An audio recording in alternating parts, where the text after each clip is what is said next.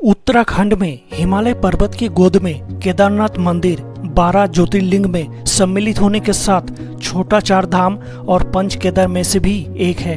ये धाम मंदाकिनी नदी के किनारे 3581 मीटर की ऊंचाई पर स्थित है। मान्यता है कि भगवान शिव खुद यहाँ पर 24 घंटे विराजमान रहते हैं। और ऐसे में दोस्तों, उनके धाम की कहानी के बारे में जो भी सुनता है वो धन्य हो जाता है। इस वीडियो को पूरा जरूर सुनिएगा और कमेंट बॉक्स में हर हर महादेव जरूर लिखिएगा। तो आइए दोस्तों, केदारनाथ धाम मंदिर के 10 रहस्य के बारे में जानते हैं। केदारनाथ मंदिर की एक तरफ करीब 22,000 फुट ऊंचा केदार, दूसरी तरफ 21,600 फुट ऊंचा खर्च कुंड और तीसरी तरफ 22,700 फुट ऊंचा भरत कुंड का पहाड़ है। न सिर्फ 3 पहाड़ है बल्कि 5 नदियों का संगम भी यहाँ है। मंदाकिनी, मधुगंगा, क्षीरगंगा, सरस्वती और स्वर्णगौरी। इन नदियों में अलकनंदा की सहायक नदी मंदाकिनी आज भी मौजूद है और इसी के किनारे है श्री केदारेश्वर धाम। यहाँ सर्दियों में भारी बर्फ और बारिश में जबरदस्त पानी रहता है। पुराण कथा के अनुसार हिमालय के केदार श्रृंग पर भगवान विष्णु के अवतार महातपस्वी नर और नारायण ऋषि तपस्या करते थे। उनकी आराधना से प्रसन्न होकर भगवान शंकर प्रकट हुए और उनके प्रार्थना अनुसार ज्योतिर्लिंग के रूप में सदा वास करने का वर प्रदान किया। यह स्थल केदारनाथ पर्वतराज हिमालय के केदार नामक श्रृंग पर स्थित है। केदार घाटी में 2 पर्वत है, नर और नारायण पर्वत। विष्णु के 24 अवतारों में से एक नर और नारायण ऋषि की ये तपोभूमि है। दूसरी ओर बद्रीनाथ है, जहां भगवान विष्णु विश्राम करते थे। कहते हैं कि सतयुग में बद्रीनाथ धाम की स्थापना नारायण ने की थी। केदारनाथ मंदिर कटुआ पत्थरों के भूरे रंग के विशाल और मजबूत शिलाखंड को जोड़कर बनाया गया था। 6 फुट ऊंचे चबूतरे पर खड़े 85 फुट ऊंचे, 187 फुट लंबे और 80 फुट चौड़े मंदिर की दीवारें 12 फुट मोटे हैं। यह आश्चर्य की विषय है कि इतने भारी पत्थरों को इतने ऊंचाई पर लाकर कैसे मंदिर की शक्ल दी गई होगी। खासकर ये विशालाकाय छत कैसे खंभों पर रखी गई है। बता दें कि पत्थरों को एक दूसरे के साथ जोड़ने के लिए इंटरलॉकिंग का इस्तेमाल किया गया था। ऐसी मान्यता है कि द्वापर युग में महाभारत युद्ध के बाद पांडवों पर अपने भाइयों की हत्या की दोष लग गया था। इन पापों से मुक्ति के लिए भगवान श्री कृष्ण ने उन्हें भगवान शिव से क्षमा मांगने का सुझाव दिया था, लेकिन शिव जी पांडवों को क्षमा नहीं करना चाहते थे। इसीलिए पांडवों ने भगवान शिव के दर्शन के लिए काशी पहुंचे। लेकिन भोलेनाथ को जब इस बात का पता चला तो वो नाराज होकर केदारनाथ चले गए। फिर पांडव भी भोलेनाथ के पीछे पीछे केदारनाथ पहुंच गए। भगवान शिव ने पांडवों से बचने के लिए बैल का रूप धारण किया और बैल के झुंड में शामिल हो गए।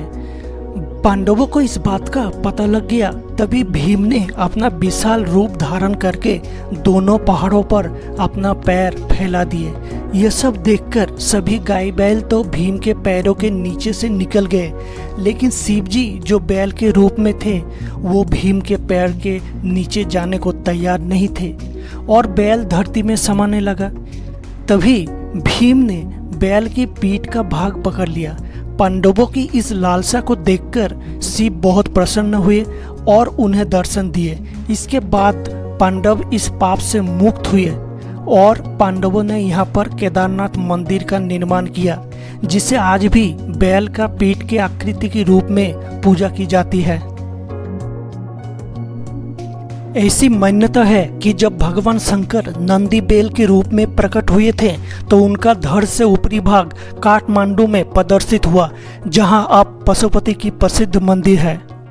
भगवान शिव की भुजाएं तुंगनाथ में, भगवान शिव की चेहरा रुद्रनाथ में, भगवान शिव की नाभि मध्य महेश्वर में, भगवान शिव की जटाएं कल्पेश्वर में प्रकट हुए थे। इन्हीं खास वजह से केदारनाथ को पंच केदार भी कहा जाता है। ऐसा कहा जाता है कि केदारनाथ में मौजूद ज्योतिर्लिंग अर्ध है और इसे पूरा बनाता है नेपाल में मौजूद पशुपतिनाथ मंदिर का शिवलिंग। केदारनाथ मंदिर को रामेश्वरम मंदिर के सीध से बना हुआ माना जाता है। इन दोनों मंदिरों के बीच तेलंगाना में कालेश्वरम मंदिर, आंध्र प्रदेश में श्रीकालाहस्ती मंदिर, तमिलनाडु के कांची में एकम्बरेश्वर मंदिर, तमिलनाडु के अरुणाचलेश्वर मंदिर और तमिलनाडु के चिदम्बरम में थिल्लाई नटराज मंदिर आता है।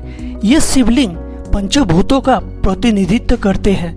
इन सभी मंदिरों को 79 डिग्री लॉन्गिट्यूड की भौगोलिक सीधी रेखा में बनाया गया है। ये भी एक रहस्य का विषय बना हुआ है। इस रेखा को शिव शक्ति अक्ष रेखा भी कहा जाता है। ऐसा माना जाता है कि केदारनाथ मंदिर की रक्षा भैरवनाथ जी द्वारा की जाती है, जिन्हें भगवान शिव के उग्र अवतार माना जाता है। भैरवनाथ का मंदिर केदारनाथ के मुख्य मंदिर के पास स्थित है, जिसे छत्रपाल नाम से भी जाना जाता है। उनका अवतार तबाही और विनाश के लिए किया जाता है। भैरवनाथ रक्षक है जो किसी भी तरह के बुराई को मंदिर से दूर रखते हैं और भक्ति करते हैं। केदारनाथ के दर्शन के लिए मंदिर केवल 6 महीना ही खुलता है और 6 महीना बंद रहता है। ये मंदिर बैसाखी के बाद खोला जाता है और दीपावली के बाद बंद कर दिया जाता है। पुरोहित ससम्मान पट बंद करके भगवान के विग्रह और डंडी 6 महीना तक पहाड़ के नीचे ऊखी मठ में ले जाते हैं। लेकिन आश्चर्य की बात यह है कि यहाँ 6 महीना तक दीपक भी जलता रहता है और निरंतर पूजा भी होती रहती है।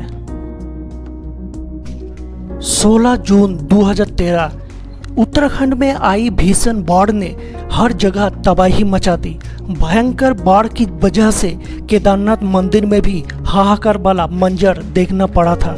यहाँ के यात्रियों का कहना था कि 16 जून की शाम को उन्हें अचानक मंदिर के पीछे ऊपर वाले पहाड़ी भाग से पानी का तेज बहाव आते हुए देखा, लेकिन अचानक एक चट्टान मंदिर के पीछे करीबन 50 फुट की दूरी पर ही रुक गई। चट्टान की मदद से बाढ़ की पानी 2 भागों में बंट गया और मंदिर के दोनों ओर से बहकर निकल गया। लोगों का कहना है कि इस बड़े पत्थरों को देखकर यही लगा जैसे भीम ने अपनी गदा को गाड़कर महादेव के मंदिर को बचा लिया। यही वजह है कि लोग इसे भीम शिला कहते हैं। ये शिला आज भी आदि गुरु शंकराचार्य की समाधि के पास मौजूद है। इन सभी रहस्यों के अलावा और एक बात है। दरअसल पुराणों की भविष्यवाणी के अनुसार भविष्य में इस संपूर्ण तीर्थ क्षेत्र लुप्त हो जाएगा, जिनमें केदारनाथ और बद्रीनाथ धाम प्रमुख है। पुराणों के अनुसार एक दिन नारायण की शक्ति से पहाड़ों का मिलन होगा और केदारनाथ तथा बद्रीनाथ के मार्ग लुप्त हो जाएगा। इसके बाद एक नया धाम का उदय होगा, जिसे भविष्य बद्री के नाम से जाना जाएगा।